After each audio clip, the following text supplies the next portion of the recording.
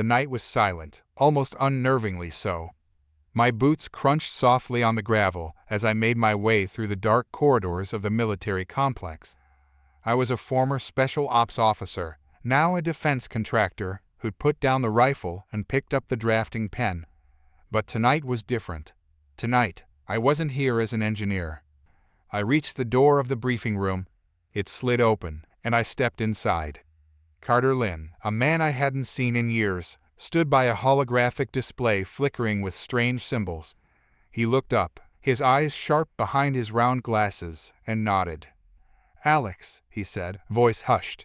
"I take it you got the message." "What's this about?" I asked, glancing around. Jimmy Rhodes, our wiry, red-haired tech specialist, was already there, tinkering with a device on the table. He gave me a nod, but his usual easy smile was absent. Carter turned back to the display. "This," he said, gesturing to the hologram, "is what the military picked up 3 days ago. A signal from space. We haven't been able to trace its source, but we know it's not one of ours. And it's not just noise." "What is it?" I asked, moving closer.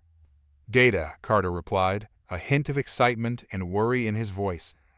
"It's broadcasting a record of military achievements, weapon systems, even tactical doctrines. It's like someone is cataloging every inch of human warfare." Jimmy looked up, his fingers deftly adjusting the wires on his device. "Like a shopping list," he muttered. The gravity of it struck me like a gut punch. Someone or something out there was interested in our weapons, and they had the means to pluck information right out of our atmosphere. "Who's doing this?" I asked, voice low. Carter hesitated. "We don't know, but we've detected the signal getting stronger. Whatever it is, it's getting closer." The following hours were a whirlwind of activity. Carter worked tirelessly on decoding the signal further. Jimmy fine-tuned his jerry-rigged interception device, and I kept watch. The military had scrambled their best minds, but the three of us had the kind of experience needed for this line of work. Carter with his genius-level understanding of theoretical physics and energy, Jimmy with his knack for intercepting communications, and me the guy who knew how to make sure they stayed alive. By dawn, Carter had something. He decrypted a portion of the data. "It's a probe," he said, blinking at the screen in disbelief. "The signal, it's a relay back to its origin. We aren't just receiving information. We're being watched." I leaned over his shoulder, squinting at the strange characters that filled the screen. "So, there's an eye in the sky somewhere out there, and it's interested in Earth's capabilities." "More than that," Carter said, his voice tense. "It's recording and transmitting specific data on our military. The probe sees Earth as a kind of arsenal." The concept sent a chill down my spine. Earth, a weapon factory, as Jimmy had said, and some alien entity was looking to place an order. Later that day, we detected an anomaly in Earth's orbit, a faint, metallic glint against the vastness of space. A probe, hiding just beyond visual detection. Jimmy quickly synchronized our equipment with its signal, triangulating its exact position. "We need to capture it," I said. "If we can get our hands on that thing, we'll know who's behind this." Carter nodded, his eyes gleaming with the thrill of discovery. "And maybe we can disrupt its transmission." Jimmy grinned, already grabbing the portable EMP he'd been working on. "Got a way to knock it out of the sky?" "Yeah," I replied, voice steely. "We intercept it." The operation to capture the probe was nothing short of a Hail Mary. We had limited resources and no official approval, just 3 men in a barely functional cargo shuttle, hurtling through the atmosphere with a cobbled-together EMP on board. It was a high-risk maneuver, but if we failed, Earth's military secrets would fall into the hands of, well, something. We reached the probe's location just before nightfall. I maneuvered the shuttle into position, keeping a steady hand as Jimmy prepared the EMP device. He calibrated the pulse, counting down as he aimed the targeting system. 3, 2, 1. With a blinding flash, the EMP fired. For a heartbeat, the screen went dark, and I held my breath. Then, as the interference cleared, we saw it, the probe, floating dead in the water. I guided our shuttle closer, engaging the magnetic grapples to bring it aboard. "Got it," I murmured as the probe clamped into the bay. Back on Earth, we secured the probe in an isolated lab, shielded to prevent any outgoing transmissions. Carter began the delicate process of dissecting the alien tech, sifting through its inner workings for any data it held. As he worked, Jimmy and I kept watch, both of us on edge. Hours passed, and the lab filled with the low hum of alien machinery, punctuated by Carter's occasional murmurs of discovery. At last, Carter straightened, a grim look in his eyes. "This probe," he said, "it's been transmitting not just data, but coordinates. It sent our exact location before we captured it." "Coordinates?" Jimmy asked, frowning. "You mean?" "They know where we are," Carter said, his voice heavy. "And they're coming." In the days that followed, we pored over the probe's data, uncovering a wealth of information about its creators. They were part of a vast, interstellar empire, cold, calculated, and ruthlessly efficient. The probe contained logs of their empire's conquests, the species they'd encountered and exploited. To them, planets like Earth were nothing more than tools. "They see us as potential assets," Carter explained, his face drawn with fatigue. "They have records of planets they've harvested for military purposes. Civilizations far more advanced than us, turned into cogs in their war machine." "So that's their plan," I said, jaw clenched. "They want us as a kind of weapons depot." Jimmy snorted. "Well, they picked the wrong planet." Carter nodded slowly. "Yes, but they don't realize that yet. To them, we're just another species to absorb." The thought gnawed at me. Humanity had always dreamed of contact with extraterrestrial life. But this wasn't the kind of welcome we'd imagined. We weren't potential allies or even curiosities to them. We were raw material, a resource to be exploited. Then came the final shock. Jimmy, who'd been poring over the probe's final logs, looked up, his face pale. "There's a countdown in here." "A countdown to what?" I asked, feeling a pit open in my stomach. "A rendezvous," he replied. "More of them are coming. The probe was just a scout. The Empire's real forces, they'll be here soon." The revelation struck us hard. The countdown was ticking, and we had no way of knowing what to expect. In a matter of days, Earth would be facing an unknown power with technology and resources far beyond our own. In those last moments, I looked at Carter and Jimmy. We were three men with limited time and even fewer resources. But as I watched the numbers in that countdown tick lower, one thought filled my mind. They were coming for Earth, expecting a factory of obedient weapons. They'd never see us coming. We were standing on the edge of the greatest discovery and the worst nightmare in human history. Somewhere out there, in orbit above our heads, was the harbinger of an empire that saw Earth as nothing more than a manufacturing plant, a potential assembly line for weapons of war. And, from what Carter's decryption had revealed, they'd already seen enough to mark us as a prime target. Days after our initial capture of the alien probe, the countdown kept ticking in my head, each minute bringing us closer to the arrival of the alien scouts.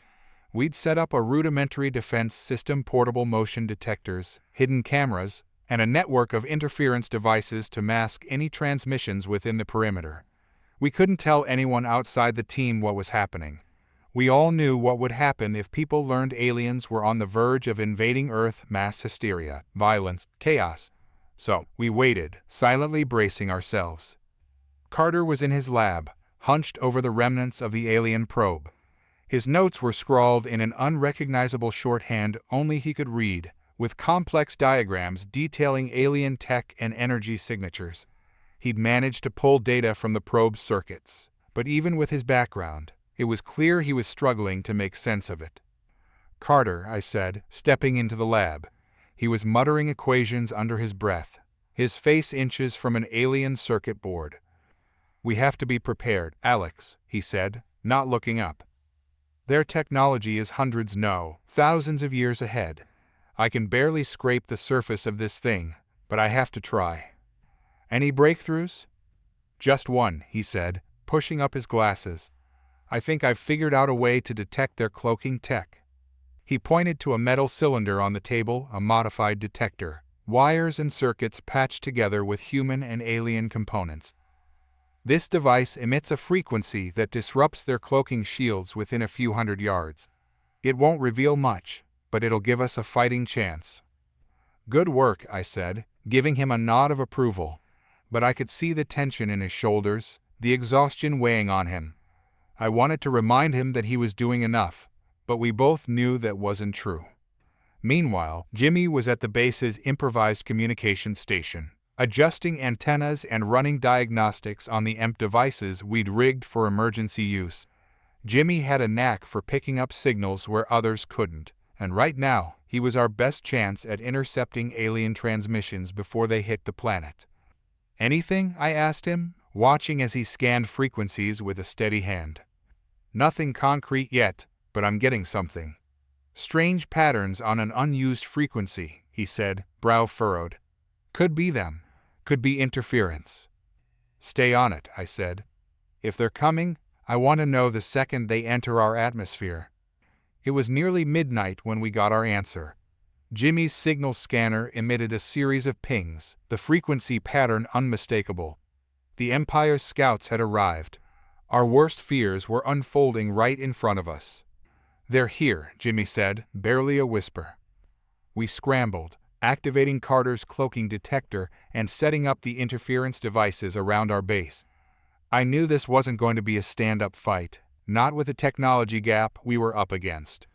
The best we could hope for was to track them, gather intel, and avoid detection. For the next few hours, the three of us worked like ghosts, moving from one post to the next, tracking signals and keeping our defenses running. Carter's detector picked up faint pings, a brief distortion in the air, almost like heat waves, followed by blips on his device. The scouts were cloaked, practically invisible, but we knew they were there. Then came the first sighting. Carter and I were crouched near the perimeter, our eyes fixed on a small hill a few hundred yards away. The detector emitted a soft hum, and through the binoculars, I caught a shimmer, a ripple in the air that didn't belong. There, I whispered, pointing. Carter adjusted his binoculars. They're observing, gathering data. I grit my teeth. They weren't engaging, weren't making any hostile moves. It was worse, somehow, watching them in the shadows, knowing they were taking stock of everything, like predators studying prey. We moved back to Jimmy's station, the tension palpable. They're moving in a pattern, Jimmy said, eyes glued to his screen. I'm intercepting fragments of their communication. They're comparing what they see with what the probe sent. They're verifying, I muttered, confirming that Earth is ripe for exploitation. As we processed the information, Carter brought up an idea I wasn't sure about. Alex, we need to talk to them, he said, his tone unusually earnest.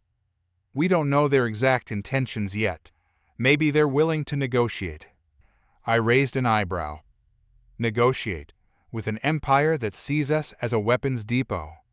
They're intelligent, he insisted. Maybe there's something we can offer in exchange for them leaving Earth alone. A technology trade, or resources, anything that would keep them from stripping us bare. Jimmy looked at Carter skeptically. And what makes you think they won't take what they want and leave us with nothing? Carter ran a hand through his hair, visibly frustrated. I don't know, Jimmy. But we have to try. After a moment's pause, I nodded. All right, Carter, let's make contact. Setting up the meeting with the scouts was no small feat. We transmitted an encrypted message on the frequency we'd intercepted, a simple, clear invitation for communication. After a tense wait, we received a signal in response, a distorted, inhuman voice acknowledging our request. The location was neutral ground, a clearing on the edge of an abandoned industrial park. We arrived first, cautious and fully armed, even though we knew our weapons were likely useless against the Empire's tech. Carter set up a small transmitter to broadcast in case anything went wrong. They arrived without a sound. At first, I thought we'd been stood up, but then Carter's detector hummed, and we saw them, three figures shimmering into existence, humanoid but wrong. Their armor was seamless, flowing as if it were a part of their bodies, and their faces were hidden behind smooth, reflective visors. Carter stepped forward, hand raised in a cautious greeting. "We come in peace," he said, his voice steady. "We want to propose a mutually beneficial arrangement." The lead scout tilted its head, considering. Its voice, when it spoke, was like metal scraping on metal. "Your kind has developed a variety of effective weaponry," it said. "It is efficient and adaptable.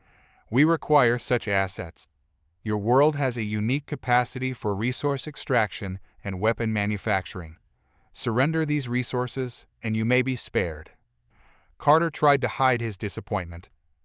"There are other options. We can exchange knowledge, offer you technology in return for safe passage. We're willing to cooperate." The scout seemed almost amused. "Your kind lacks the sophistication of the Empire. You are assets to be cataloged, optimized, and utilized. Refusal will result in termination." I tightened my grip on my weapon, fighting the urge to draw. I'd known this wouldn't be a negotiation, but hearing it so bluntly, it made my blood boil. Carter opened his mouth to argue, but before he could speak, one of the scouts stepped forward, raising a sleek, cylindrical device. In an instant, I understood they weren't interested in Carter's negotiation skills. They wanted his mind, his knowledge. They saw him as a potential resource, another tool to exploit. "Carter, get back!" I shouted, pulling him behind me. I aimed my weapon at the scout, even though I knew it was probably useless. The scout advanced, unperturbed. Jimmy, who'd been monitoring from behind cover, activated the emergency EMP. The pulse crackled through the air, and for a split second, the scouts' forms flickered, their cloaks disrupted. "Run!" I shouted, dragging Carter toward the trees. Jimmy followed, covering our retreat as the scouts recalibrated their devices.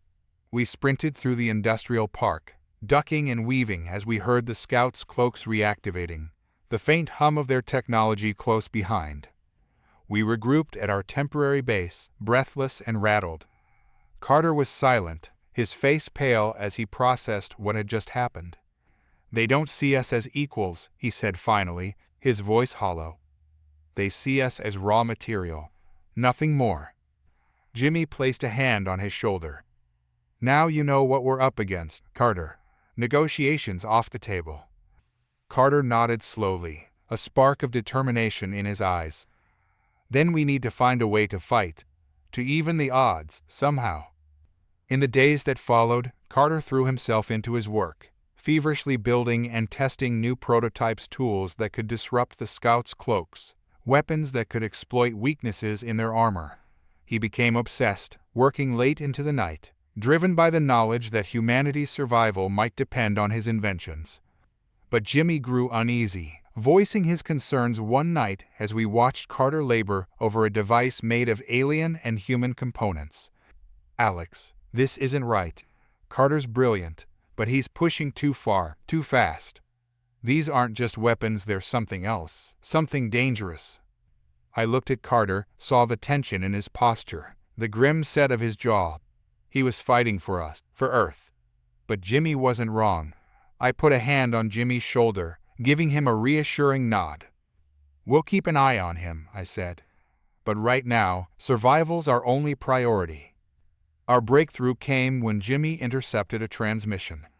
The scouts, having determined Earth's value, had sent a message back to the Empire, a signal declaring Earth an acquisition target. "They've marked us," Jimmy said, his voice grim. "It's official. Earth is on the Empire's radar now." Carter, overhearing, stood up from his workbench, his face set with fierce resolve. "Then we don't have a choice," he said. "We prepare, we build, and we fight." As the days ticked by, we knew our time was running out. We'd fought off the scouts for now, but the Empire's full force was on its way. But we weren't backing down. They might see us as raw material, as assets, but they'd learned that humans weren't so easily subdued. The clock hit 0. In the days since intercepting the Empire's transmission, Carter, Jimmy, and I had done all we could to prepare Earth's defenses. But when the alien fleet arrived, their ships blotting out the night sky like some dark constellation, it was clear just how thin our preparations were. They weren't just scouts, or a single ship doing reconnaissance, they had sent a full fleet, massive and ominous, hovering over our cities like mechanical gods. I remember the moment I first saw them through our base's monitors, colossal structures of alien metal, their surfaces gleaming with an eerie blue light, like they'd been forged from a different kind of steel. Their weapons gleamed and pulsed, sparking with a brutal energy, and I could see why they'd never bothered negotiating. We were nothing to them, a minor inconvenience in their galactic conquest. "They're here," Jimmy whispered, and I could feel the fear pulsing in the room, but also a hardened determination. We'd faced death before, we'd trained for this. Carter, standing by the monitors, had dark circles under his eyes. He hadn't slept in days. Working non-stop on the prototypes, he'd created a blend of alien and human technology that we hoped might give us a fighting chance. But looking at that fleet, the sheer size of it, even Carter seemed shaken. "Right, then," I said, gathering my resolve. "Let's get the word out." The next 48 hours were a blur of encrypted messages and covert communications. Reaching out to contacts, friends, and leaders across the globe, we tried to form a unified resistance, a global front to push back against an empire that wanted to crush us underfoot. It wasn't easy. Politicians and military officials alike struggled to accept that an alien force had come to enslave or destroy us. But once the alien ships fired their first warning shots, leveling a desolate stretch of land outside New York City, everyone began to understand. The trickiest part was unifying the world's various factions, getting them to agree to coordinate their resources, strategies, and supplies. We had people from every corner of the world working with us: engineers, military personnel, scientists, and civilians, each bringing a unique expertise to the table. Carter's tech, a mix of salvaged alien metal and human ingenuity, was at the core of our plans. Though the prototypes were rough, they were unlike anything we'd had before. EMP bombs, drones with high-energy pulse weapons, and jamming devices to disrupt alien signals. I stood in front of the group we'd pulled together, a mixture of soldiers, engineers, and diplomats, explaining our approach. "We're not trying to win this outright. Our goal is to disrupt their command, weaken their forces, and send a message that humanity won't be conquered." As I spoke, I saw a glimmer of defiance in their eyes. We were up against a power far beyond anything we'd ever known, but that didn't matter. Humans don't back down, not when everything we love is at stake. The first major clash happened on the third day. The alien fleet had begun deploying smaller ships, spider-like machines that crawled across the landscape with disturbing speed, their weapons sweeping through resistance forces like scythes through wheat. We couldn't face them head-on. Instead, we needed a daring, all-or-nothing plan. Our target was one of the Empire's control ships, a massive vessel coordinating the fleet's movements. According to Carter, if we could destabilize its central processor, it would throw the entire fleet into disarray. "Think of it as cutting the head off the snake," he'd said. "They rely on central coordination. Disrupt that, and their forces become more manageable." Jimmy grinned, trying to keep the mood light. "Great. All we have to do is break into a nearly impenetrable alien ship. Easy." We set out under cover of night, flying low in a modified military helicopter. Carter had outfitted it with an energy-cloaking device he'd cobbled together from alien components, though he warned us it would only shield us from their sensors for a short time. The control ship was a towering fortress of metal and energy, hovering just a few hundred meters off the ground. As we approached, I felt the weight of the mission pressing down on me. There would be no reinforcements. This was our one shot. Jimmy guided the helicopter in, and we landed on a small maintenance platform, using grappling hooks to latch onto the exterior of the ship. The hull thrummed with a strange energy, and I could feel the vibrations humming through my boots. Carter hacked the entry panel, and the door slid open with a low hiss.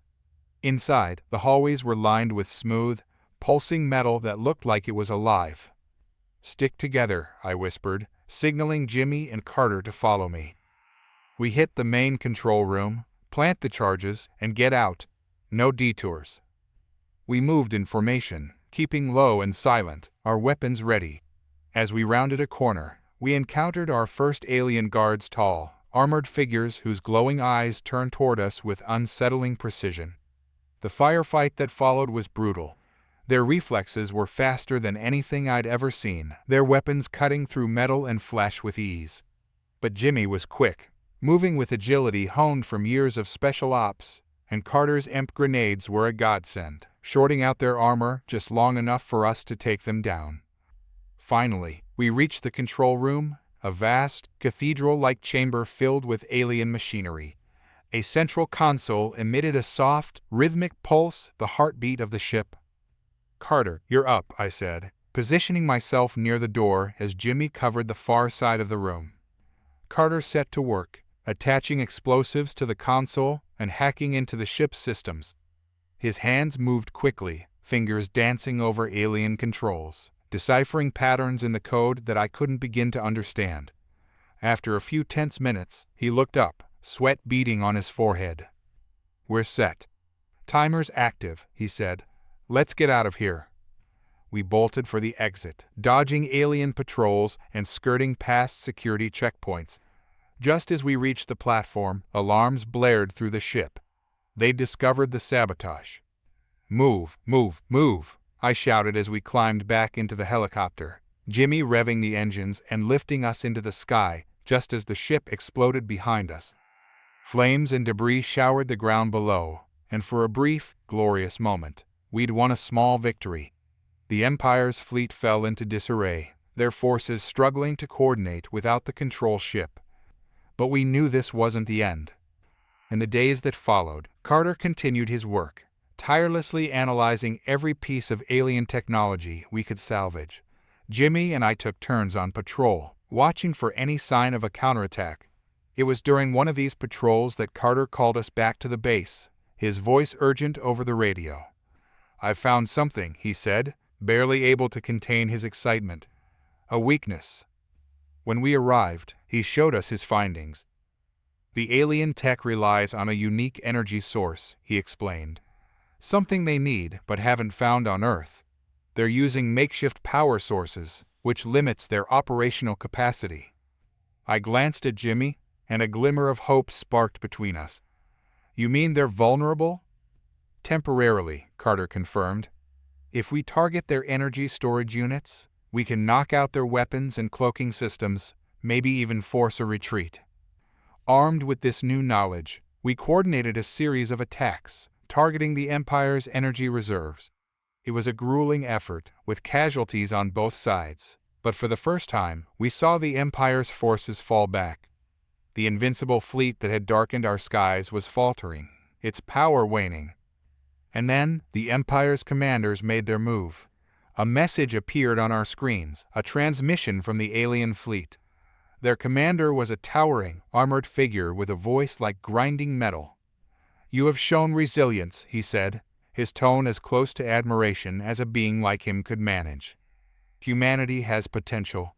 Join the Empire as a subordinate species, and you will be spared.